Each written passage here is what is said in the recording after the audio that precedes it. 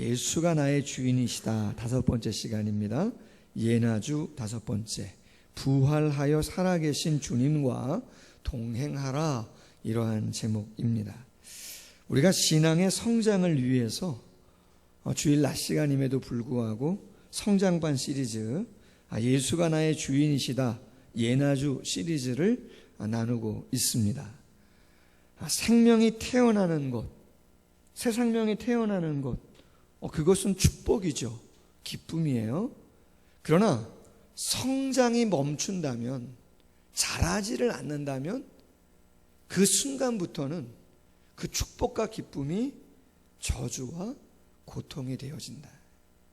신앙생활이라는 거 다르지 않다. 예수님을 만나서 예수님을 믿어서 신앙생활을 한다라고 했을 때 얼마나 기쁨입니까? 새가족이 등록을 하고 신앙의 고백을 하고 얼마나 감사합니까? 직분자가 되는 곳, 목사 안수를 받는 곳, 교회를 새로 짓는 것, 너무나 귀한 일들이죠.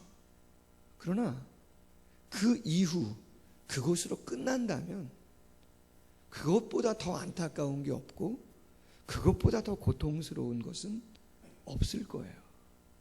그래서 신앙은 자라가야 되는 것이고 성숙과 변화를 우리 모두가 다 개인으로부터, 가정으로부터, 교회로부터 이루어 가야 되는 줄로 믿습니다. 그렇다면 어떻게 신앙을 성장, 변화와 성숙을 이루어갈 수 있겠는가? 예나주 4가지 파트로 주제를 나누어서 말씀을 묵상하고 있는 것인데, 지난주까지 첫 번째 파트 주제가 맞춰졌어요. PPT를 한번 넘겨줘 보시면 첫 번째 파트의 주제는 예수 없이 구원 없다. 워낙은 7시간에 걸쳐서 나누어야 되는데 제가 주일 설교를 하다 보니까 한 4주 정도로 압축을 한 거예요. 그 다음 PPT 보시면 두 번째 파트의 주제는 부활 없이 구원 없다. 세 번째 파트는 성령 없이 능력 없다. 그리고 마지막 파트는 오늘도 주인이신 주님과 함께 산다라고 하는 주제를 가지고 말씀을 나누게 되어지는 것이죠. 자, 지난 시간 4주간에 걸쳐서 예수 없이 구원 없다. 어떤 내용을 나누었는가? 어떻게 해야 신앙이 진짜 성장하고 내 자신이 변화가 되는가? 내 삶 속에 하나님의 능력을 경험하게 되는가? 핵심이 뭐예요? 그렇죠. 주인 되신 예수님을 온전히 삶으로 고백하자는 것이죠. 여러분, 죄의 뿌리는 내 자신이다. 죄의 뿌리가 뭐예요? 내가 주인 되려고 하는 거다. 주인의 것인데 내 존재 자체가 시간, 물질, 재능, 그 모든 나에게 주어진 그 모든 것의 주인은 누구예요? 하나님, 예수님인데 내가 주인인 양 내가 내 마음대로 쓰는 게 죄다. 주인이 내 마음에 들어오셔서 홍목사, 목회는 이렇게 하고 이 집사님은 이렇게 대했으면 좋겠고 자녀는 이렇게 대하고 그 다음 사역은 이렇게 했으면 좋겠다고 나의 주인이 그렇게 말씀을 하심에도 불구하고 그 하나님을 내 마음에 두기 싫어한다면, 그걸 외면한다면, 죄의 열매보다 더 중요한 그 죄의 뿌리를 캐내지 못한다면 목회도 망치고 가정생활도 망치고 내 인생도 주인 되신 하나님 앞에 전혀 관계없는 자로 살아갈 수밖에 없다. 그래서 회개 없는 구원은 있다 없다? 없다. 회개, 이쪽 방향으로 삶을 살았으면 회심, 방향을 바꿔야 된다. 내가 주인 돼서 살았으면 이제는 주님이 진짜 주인처럼 그렇게 살아가야 된다. 쓴뿌리가 끊임없이 나오면 그걸 날마다 어떻게 하라고요? 십자가에 못 박아. 내가 날마다 죽어야 날마다 살아 그 주님의 능력을 경험하는 것이다. 아멘. 이건 우리 모두 다 똑같은 것이다. 저는 정말 제 스스로도 이 텍스트를 정하고 또 성장반 1년 동안 나누고자 마음을 먹고 많은 교재를 찾아봤잖아요. 솔직히 우연히 찾은 것도 아니고 우리 성도님들과 나눌 정말 중요한 교재를 많이 찾아보는 중에 이 교재를 찾아봤는데요. 발견하고 먼저 제가 다 훑어보고 그리고 설교를 또 준비하고 그러면서 제 자신이 누구한테 뭐 얘기할 게 별로 없고 내 자신에게 이 말씀 적용해야 된다. 할렐루야. 정말입니다. 내 자신에게 내가 이 말씀을 적용하고 검증하고 확인할 때 내가 복된 삶이 되는 것이고 내 삶이 은혜 가운데 거하게 되어지는 줄로 믿습니다. 우리 모두도 그러한 은혜를 정말 한번 경험했으면 좋겠다. 자, 오늘부터 2시간에 걸쳐서 부활 없이 구원 없다라고 하는 주제로 부활 신앙을 가질 때 신앙이 성장하는 것이고 변화한다라고 하는 것 한번 나누기를 원합니다. 오늘 첫 시간으로 부활하여 살아계신 주님과 동행하라라고 하는 말씀으로 은혜를 나누고자 합니다. 먼저 PPT 한번 넘겨줘 보시면 민로아 선교사님의 사진이 나오는데요. 한번 소개하고자 합니다. 미국 북장로교회 선교사로 한국에 파송돼서 아내인 불혜선 선교사님과 함께 사역을 감당했던 선교사님이십니다. 1866년 12월 10일 미국 펜실베니아주 피츠버그에서 의사인 아버지 또 어머니 수산 워커 사이에서 태어났습니다. 1889년 피츠버그 대학교를 졸업하고 1892년 뉴욕 유니온 신학교를 졸업하고 그곳에서 목사 안수를 받았습니다. 그리고 목사 안수를 받자마자 27살 정도밖에 안 됐을 때 선교에 마음을 품고 우리나라에 20대 중후반에 선교사로 부인과 함께 왔습니다. 1892년 11월 15일 낯선 한국 땅에 도착해서 사역을 감당했지만 젊은 신혼부부임에도 불구하고 자녀가 없었어요. 참 기도 제목이었죠. 입국한 지 6년 만에 첫 아들을 얻게 되었습니다. 근데 안타깝게 8개월 뒤에 그 첫 아들이 풍토병으로 그만 하늘나라로 떠나게 되어집니다. 그 아들의 시신을 서울 양화진에 묻습니다. 마음이 찢어지죠. 감사하게도 3년 뒤에 그 첫 아들의 슬픔을 잊어갈 때쯤 둘째 아들을 얻게 되어집니다. 10개월 동안 잘 양육했어요. 그런데 10개월이 지나고 그 아이가 딱 태어나자마자 그 다음날 하나님의 부름을 받는 거죠. 하루밖에 못 살았어요. 첫 아들도 몇 개월 안 되는데 풍토병으로 부름 받았는데 둘째 아들도 태어난 지 하루 만에 부름을 받아요. 더 안타까운 것은 1년 뒤에 아기 둘을 잃은 그 슬픔을 이기지 못한 채 사랑하는 아내마저 천국으로 떠나게 되어집니다. 몇 년 사이 정말 주님께 헌신하겠다고 그 미국에서 이곳까지 헌신했는데 아들 둘을 잃어버리고 아내도 잃어버리고 그 당시에 복음을 듣던 조선인들이 민노아 선교사님에게 이렇게 물었어요. 아니 당신이 전하는 예수님은 누구이기에 이렇게 당신을 힘들게 하는 겁니까? 도대체 당신 예수 믿고 뭐 하나님 믿고 그렇게 하라고 우리에게 그렇게 이야기하는데 도대체 당신이 믿는 예수는 누굽니까? 왜 그렇게 당신을 힘들게 하는 겁니까? 그렇게 물었어요.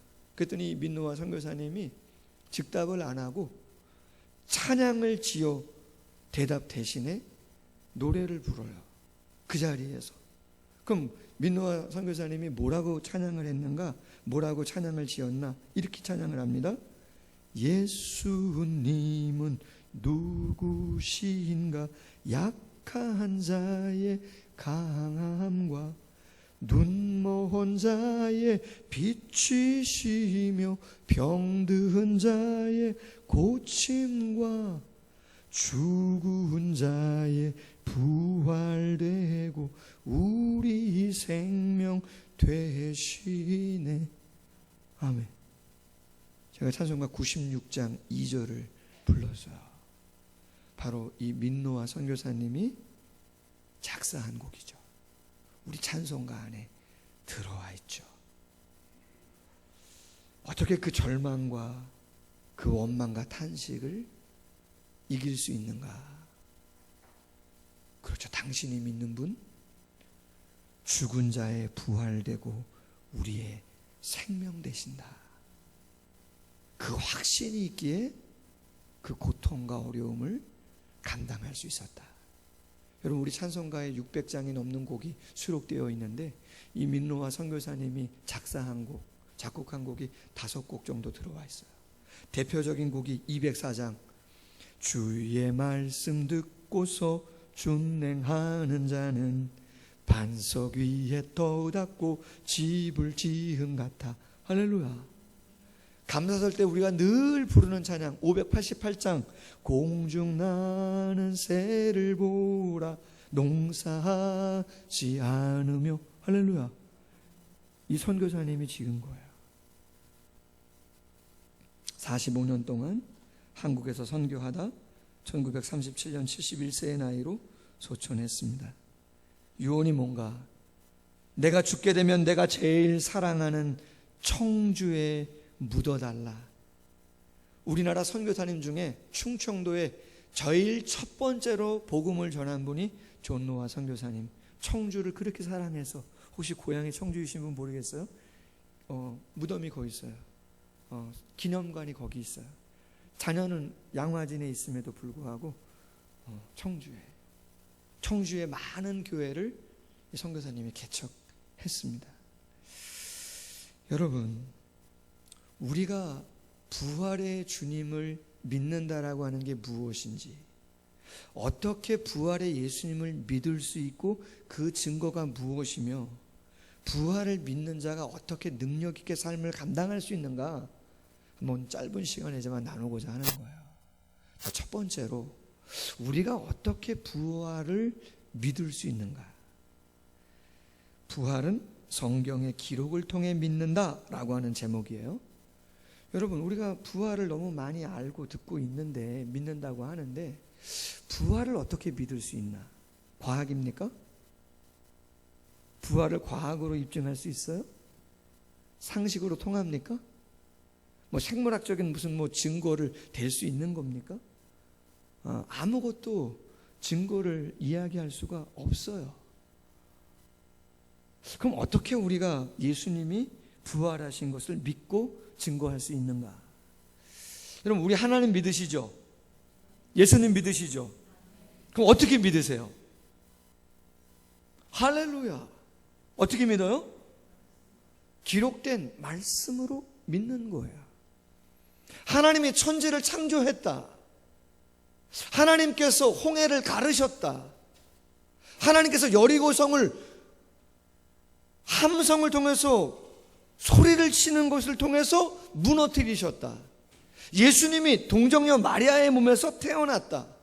예수님이 오병이어의 기적을 일으키셨다. 예수님이 바다를 잔잔케 하고 물 위를 걸으셨다. 예수님이 심지어는 죽은 나사로를 살리셨다. 여러분, 우리가 다 어떻게 믿는 거예요? 그렇죠. 성경의 기록을 통해서 우리는 믿는 거예요.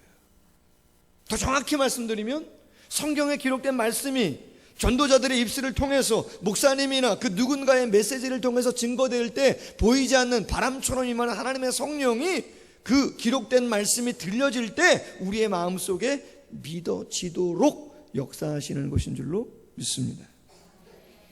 여러분, 교회의 가장 중요한 근거는 성경이에요. 성경이 기준이 되어서 우리의 믿음이 기초를 닦고 자라가는 것이죠. 그럼 성경에 예수님에 대해서 뭐라고 말씀하고 있는가? 부활에 대해서 고린도전서 15장 3절 이하 말씀 이렇게 이야기합니다. 성경대로 그리스도께서 우리 죄를 위하여 죽으시고 장사 지낸 바 되셨다가 성경대로 사흘 만에 다시 살아나사. 아멘. 여러분, 예수님의 죽으시는 것도 뭐대로 됐다고요? 성경대로 된 거예요. 그냥 죽으신 게 아니고 성경대로 죽으셨고, 부활하신 것도 어떻게 해요? 성경대로 부활하셨다. 예수님이 죄를 위해서 죽으실 것은 이사야 53장, 시편 22편, 시편 40편에 예언되어 있습니다. 뿐만 아니라 예수님의 부활 또한 시편 16편 10절에 기록되어져 있어요. 뭐라고? 주께서 내 영혼을 스올에 지옥에 버리지 아니하시며 주의 거룩한 자를 멸망시키지 않으실 것임이니이다. 아멘. 베드로는 이 시편 16편 10절의 말씀을 가지고 첫 설교를 하면서 이렇게 이야기합니다. 사도행전 2장 31절. 그리스도의 부활을 말하되 그가 음부에 버림이 되지 않고 그의 육신의 썩음을 당하지 아니하시리라 하더니, 하시리라 하더니, 지금 베드로가 설교를 하는데 하시리라 하더니 누가 이야기했다는 거예요?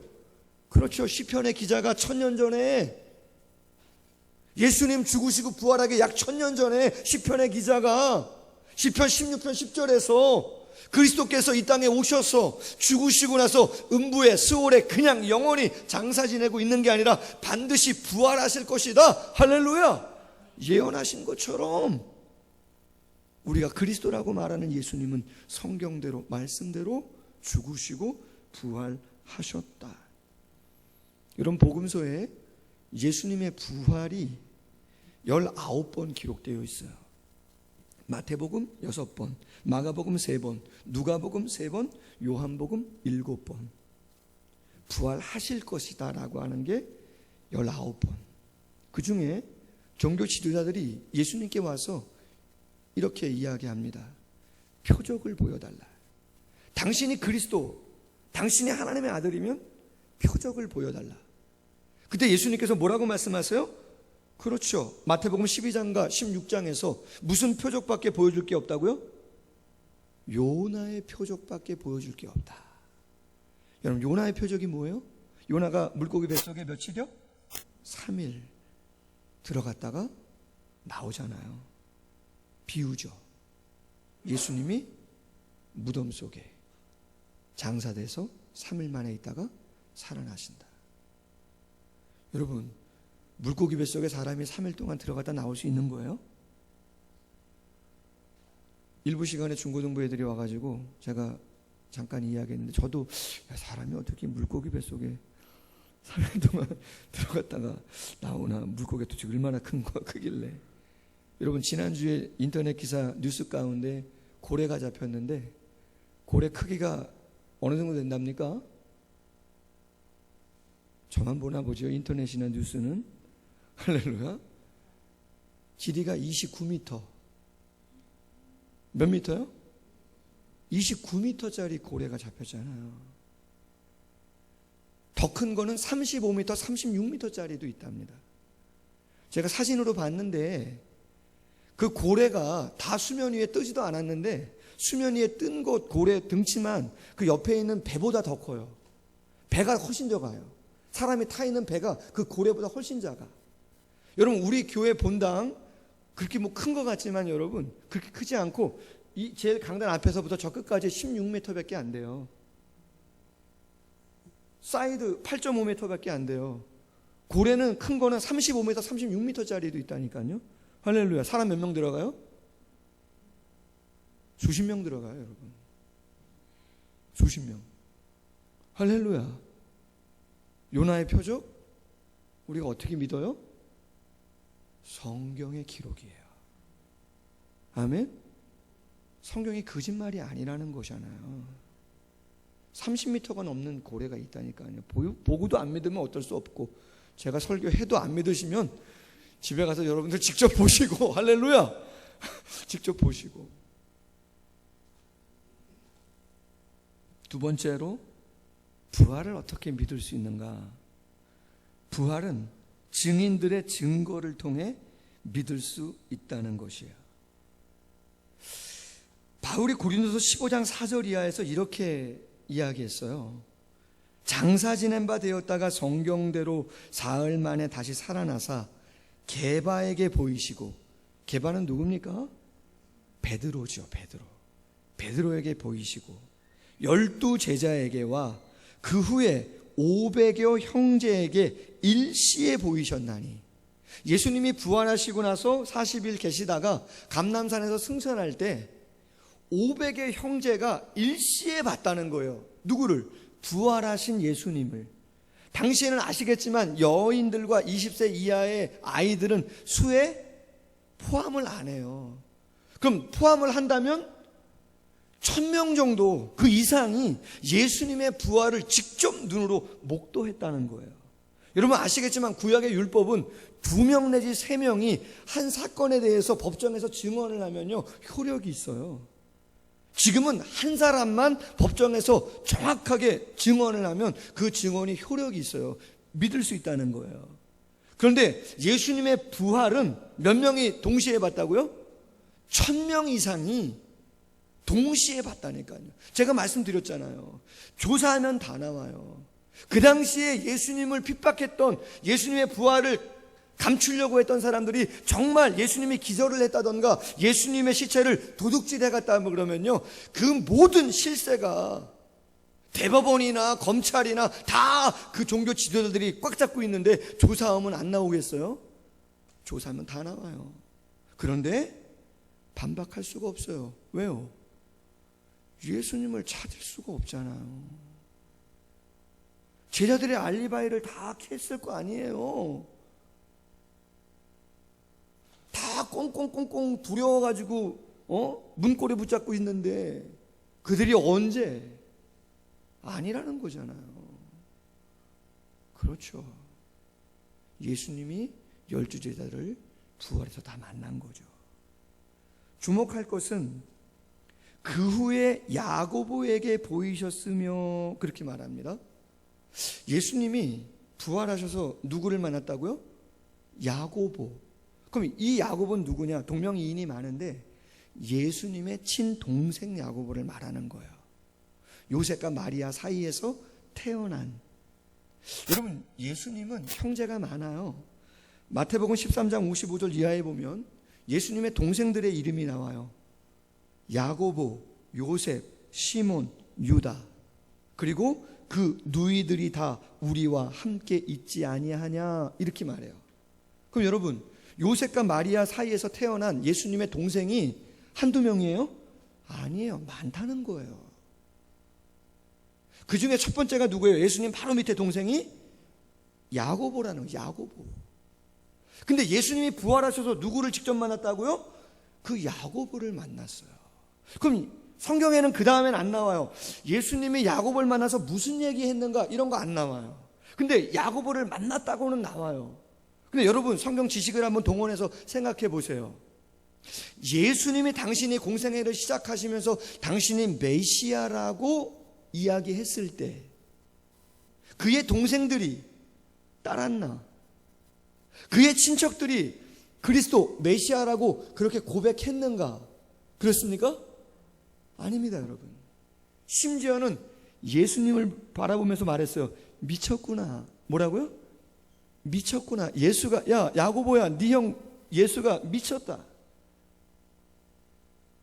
아버지가 누군지 알고 엄마가 누군지 알고 동생들이 지금 함께 있는데 30년 동안 잘 살다가 목수일 도와주면서 잘 살다가 어느 날 갑자기 예수가 그리스도 메시아라고 이야기하니까 하나님의 아들이라고 이야기하니까 미쳤다. 안 따라갔어요. 예수님이 십자가에서 비참히 죽으실 때 그 옆에서 바라봤던 자가 누구예요? 야고보예요. 야고보. 우리 형이 저렇게 죽으시는구나. 근데 여러분 그 야고보가 우리가 잘 아는 야고보서를 썼어요. 야고보서. 행함을 강조한 야고보서라고 하는 서신서를 썼잖아요. 근데 그 야고보서에서 그 야고보가 뭐라고 이야기하냐면 야고보서 1장 1절 이렇게 말합니다. 하나님과 주 예수 그리스도의 종 야고보는 하나님과 주 예수 그리스도의 종 야고보는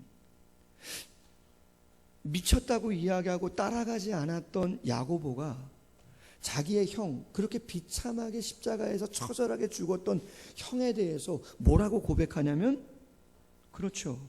예수 그리스도. 자신은 그의 종이다. 여러분 어떻게 그렇게 고백을 합니까? 그리고 전승에 의하면 야고보는 순교했어요. 예수님을 전하다가 돌에 맞아 죽었어요. 그리고 잘 아는 것처럼 야고보의 시신을 부검할 때 야고보의 무릎이 특이해요. 여러분 낙타 무릎 들어보셨죠? 그런 표현. 낙타 무릎, 누구를 보고 이야기한 거냐? 야고보, 예수님의 친동생이었던 야고보의 무릎이 낙타 무릎이 됐다는 거죠. 여러분 낙타 무릎이 왜 되는 거예요? 너무나 오랫동안 맨바닥에 무릎을 꿇고 기도해서 그 무릎이 단단해져서 낙타 무릎이 됐다는 거예요. 그럼 여러분 한번 생각해 봅시다. 부활하신 예수님이 동생 야고보를 만나서 뭔 얘기했겠어요?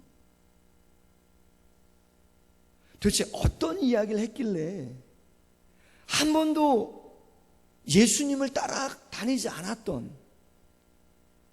그 야고보가 완전히 180도 바뀌어서 예수님을 주님이라고 이야기하고 그리스도라고 이야기하고 그 예수를 죽은 장사 지낸 그 예수에게 얼마나 많이 기도를 했길래 무릎을 꿇었길래 그 무릎이 낙타 무릎이 됐겠는가? 뭐 이런 얘기 했겠죠. 야고보야 그동안 힘들었지. 형을 이해하지 못했었지. 어려운 살림살이 보탬이 되어주지 못해서 미안하다. 그러나 이제 알겠니? 걱정하지 말아라. 내가 하나님이다. 내가 살아있다. 내가 그리스도다. 기도해라. 내가 함께 하겠다. 세상 끝날까지 함께 하겠다. 할렐루야. 만져봐라. 못자국 만져봐라. 체험해라. 할렐루야. 여러분 그런 거 없이 야고보가 그렇게 바뀌어질 수 있어요? 여러분 솔직히 말씀해 보세요.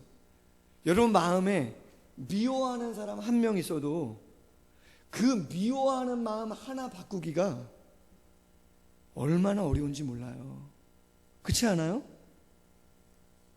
아무리 누가 나한테 그 마음 바꾸라고 목사님이 얘기하건 상사가 얘기하건 남편이 얘기하건 누가 얘기해도 내가 누군가 미워하는 그 미움 하나 바꾸는 게 얼마나 어려운지 몰라요. 야고보는요. 도대체 무슨 일이 있었길래 돌에 맞아도 낙타 무릎이 될 정도로 그렇게 바뀌는가?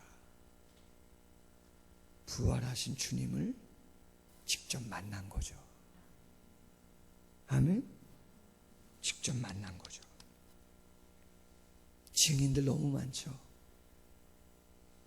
우리가 잘 아는 것처럼 바울은 예수님 핍박했던 그리스도인들을 옥에 가둬 죽였던 사람이에요. 그 일을 당연하다고 생각하고 즐겼던 사람이에요. 근데 그가 어떻게 돼요?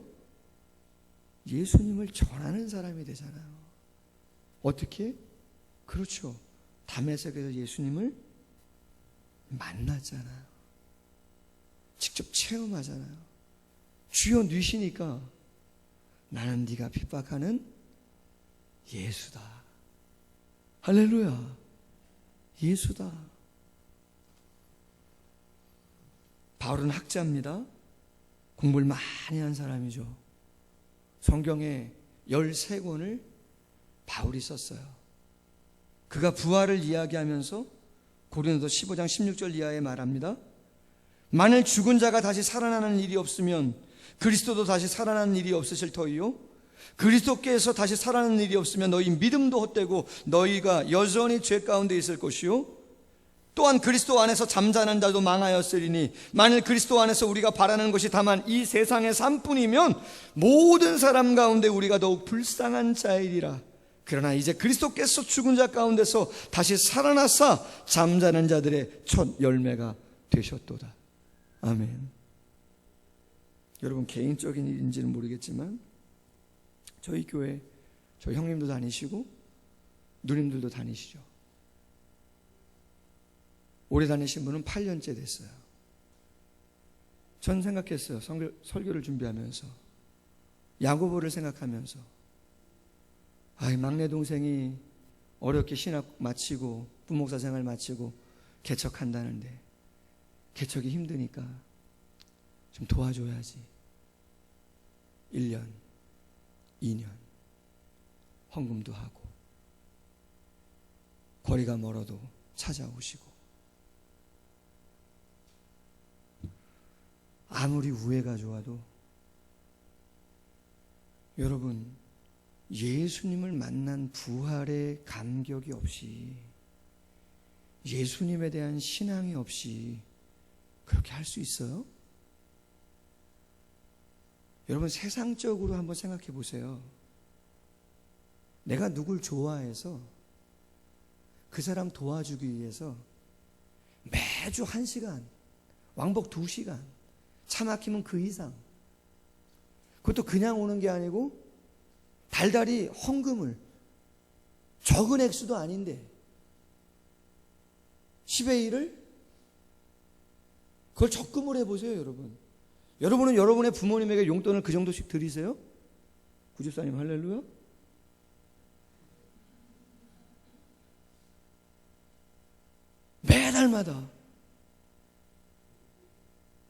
매달마다 수년 동안, 앞으로도 평생을. 저는 이야기하고 싶어요.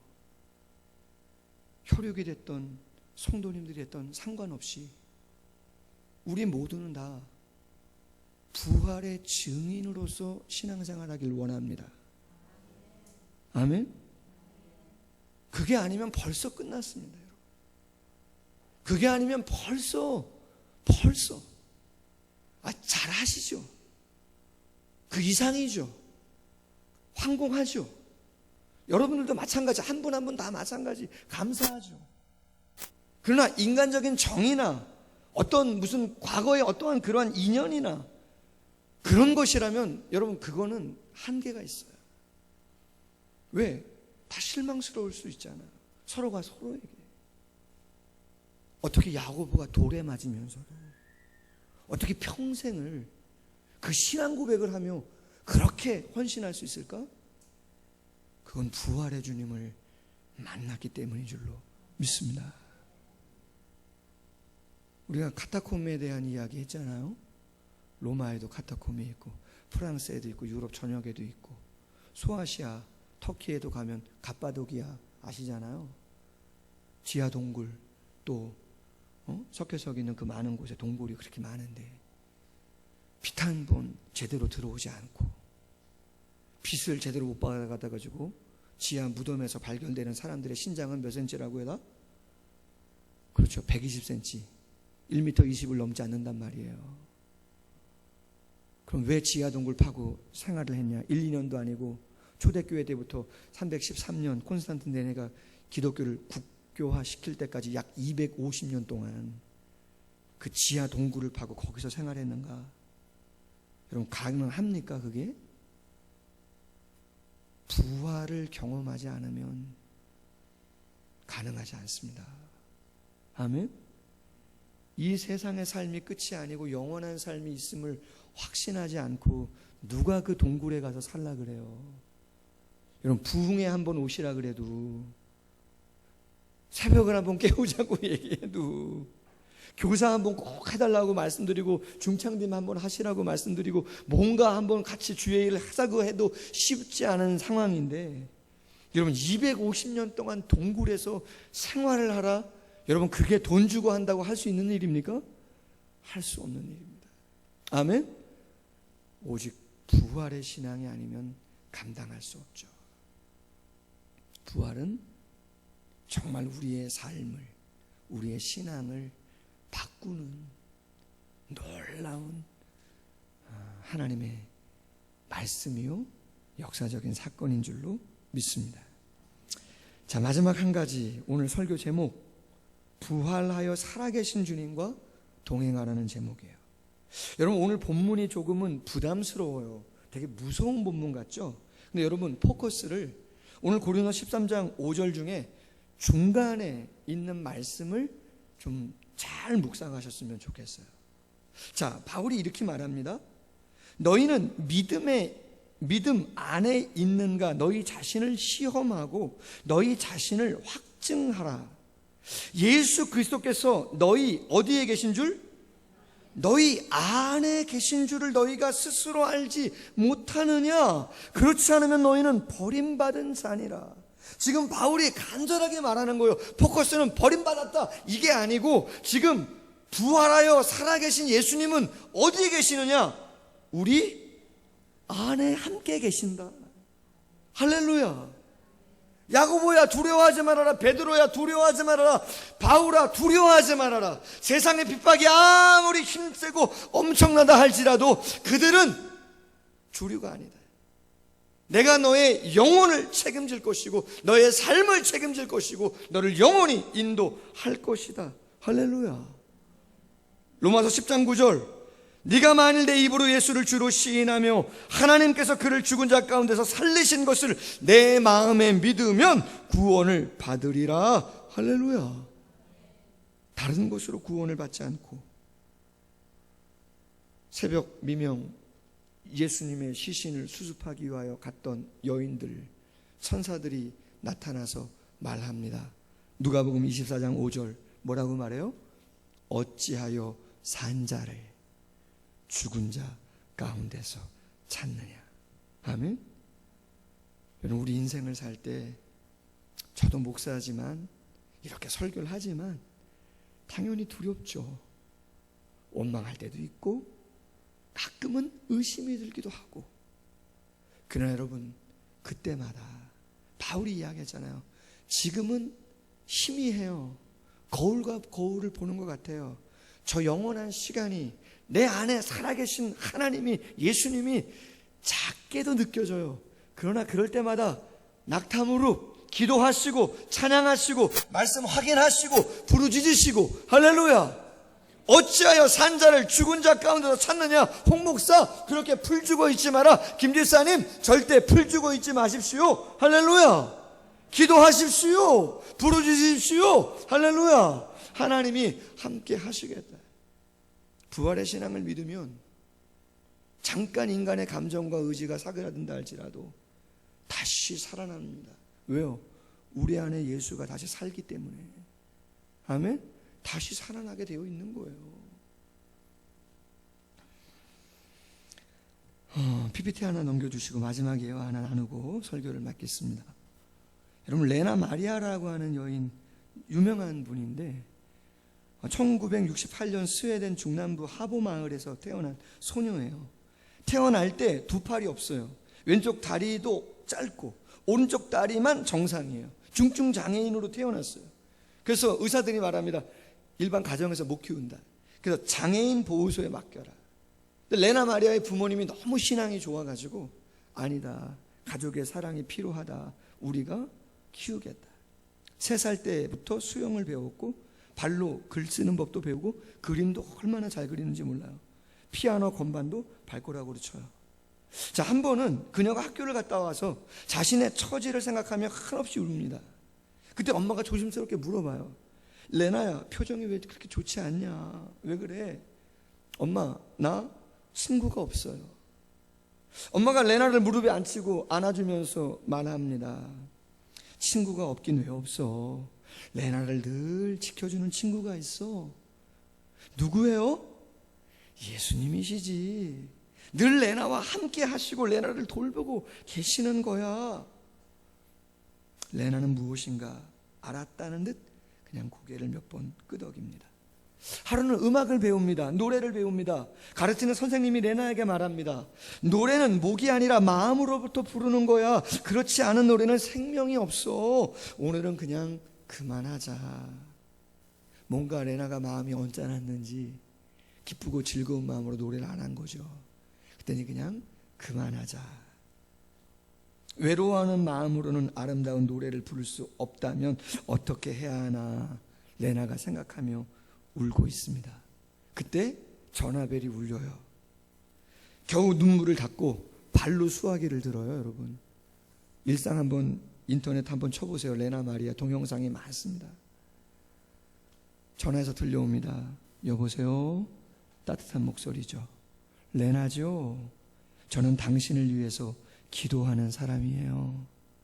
주님이 저에게 당신에게 전화를 하라는 마음을 주셨어요. 힘들고 외로울 때 당신을 위해 기도하는 사람이 많다는 사실을 꼭 기억하세요. 할렐루야. 여러분, 우리 노래 많이 하잖아요. 당신이 지쳐서 기도할 수 없고 눈물이 빗물처럼 흘러내릴 때 주님은 하시네 당신의 약함을 사랑으로 돌봐주시네. 할렐루야. 레나가 전화를 받고 고백합니다. 그랬습니다. 예수님이 함께 계셨군요. 내 눈물도 예수님이 닦아주고 계셨습니다. 그러면서 이렇게 고백해요. 누군가 나에게 예수님이 부활하셨고 지금도 살아 계시다는 증거를 대보라고 한다면 나는 나의 약한 육신과 날마다 주님을 찬양하는 나의 입술을 당당하게 보여줄 것이다. 할렐루야.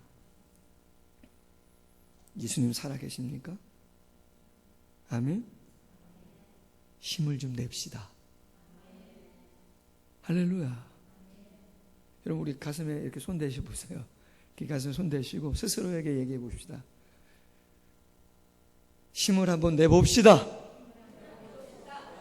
부활의 주님과 동행합시다. 주님은 살아계십니다.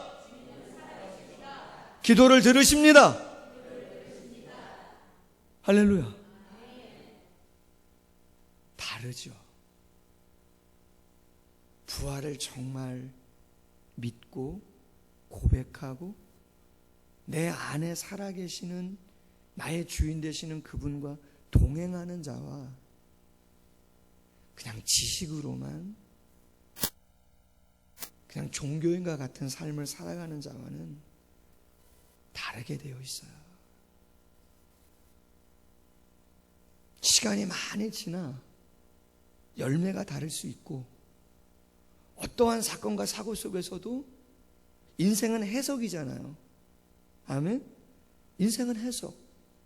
여러분도 제 자신도 늘 말씀드린 것처럼 여러분 모두도 다 가정사가 있잖아요. 연예인들 보니까 다 가정사가 있던데요. 탑 탤런트, 탑 가수, 탑 영화배우 다 가정사가 있던데요. 인생은 해석? 무엇이 기준이 돼요? 어떻게 반응하실 거예요? 오직 우리의 주인 되시고 부활의 주님, 그분과 함께 기도를 통해서 놀라운 삶을 써갈 수 있기를 소원합니다.